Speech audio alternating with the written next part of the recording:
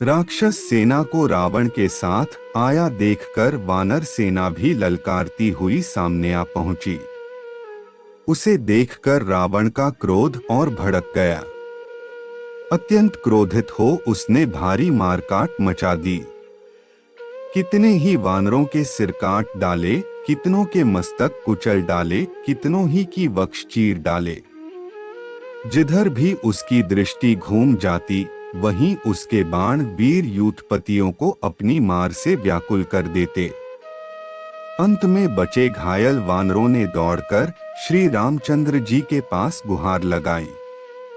उनके पीछे पीछे रावण भी श्री राम के सामने जा पहुंचा। वानर सेना की दुर्दशा देखकर सुग्रीव ने सेना को संयत रखने का भार वीर सुषेण पर सौंपा और स्वयं एक विशाल वृक्ष उखाड़कर शत्रु पर आक्रमण करने के लिए दौड़ा। अनेक यूथपति भी बड़े बड़े वृक्ष और पत्थर लेकर उसके पीछे पीछे चले। उनकी मार से राक्षस सेना धराशायी होने लगी। राक्षस सेना को नष्ट होते देख विरूपाक्ष गर्जना करते हुए सुग्रीव पर आक्रमण करने के लिए दौड़ा। सुग्रीव ने एक बड़ा वृक्ष उस पर दे मारा जिससे विरूपाक्ष का हाथी वहीं मरकर ढेर हो गया। हाथी की पीठ से कूदकर हाथ में तलवार ले विरूपाक्ष सुग्रीव पर झपटा। दोनों में भयंकर युद्ध हुआ। उसकी तलवार से घायल हो सुग्रीव ने क्रोध से दांत किटकिटाकर उसके वक्ष पर मुक्के का प्रहार किया। इससे वह और क्रुद्ध हो गया और तलवार के एक ही वार से सुग्रीव का कवच काट डाला। तब अत्यंत कुपित हो सुग्रीव ने उस पर लगातार अनेक प्रहार किए। उसके शरीर से रक्त बहने लगा, एक आंख फूट गई। अंत में उसने वहीं दम तोड़ दिया। विरूपाक्ष के वध से कुपित महोदर ने वानर सेना में भयंकर संहार आरंभ कर दिया। जब घायल होकर वानर इधर उधर भागने लगे तो सुग्रीव ने एक बड़ी शिला उस पर दे मारी जिसे महोदर ने अपने बाणों से बीच में ही काट डाला। फिर सुग्रीव ने एक साल वृक्ष से उस पर आक्रमण किया किंतु उसने उसे भी काट डाला। जब सुग्रीव ने मारने के लिए परिध उठाया तो महोदर ने गदा से आक्रमण करना आरंभ कर दिया।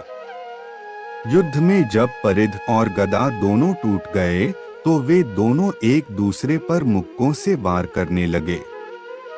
दोनों में से कोई भी हार मानने को तैयार नहीं था। तभी सुग्रीव और महोदर ने वहां पड़ी तलवारों को उठा लिया। महोदर ने तलवार से सुग्रीव का कवच काटने के लिए आक्रमण किया तो तलवार कवच में अटक गई।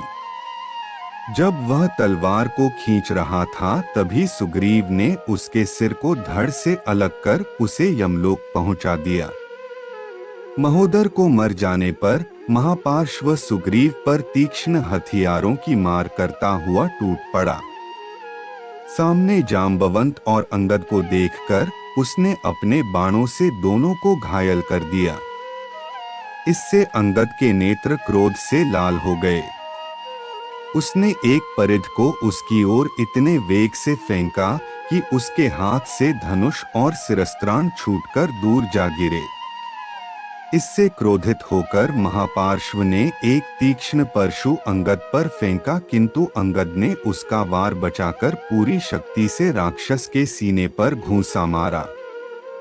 वज्र के समान घूंसा पड़ते ही उसका हृदय फट गया और वह वहीं मरकर धराशायी हो गया।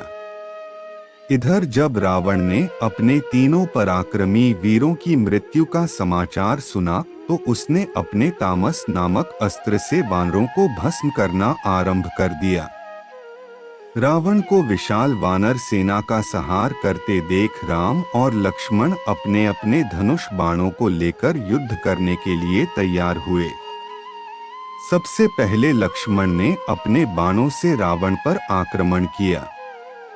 रावण लक्ष्मण के बाणों को काटते हुए श्री राम के सामने जा पहुंचा और उन पर बाणों की वर्षा करने लगा। राम ने भी इसका उचित उत्तर दिया और दोनों ओर से भयंकर युद्ध होने लगा।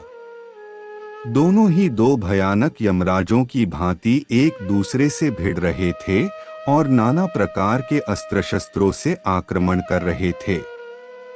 रावण ने सिंह, बाघ, कंक, चक्रवाक, गीध, बाज, मगर, विषधर जैसे मुख वाले बाणों की वर्षा की तो श्री राम ने अग्नि, सूर्य, चंद्र, धूमकेतु, उल्का तथा विद्युत प्रभा के समान बाणों से आक्रमण किया।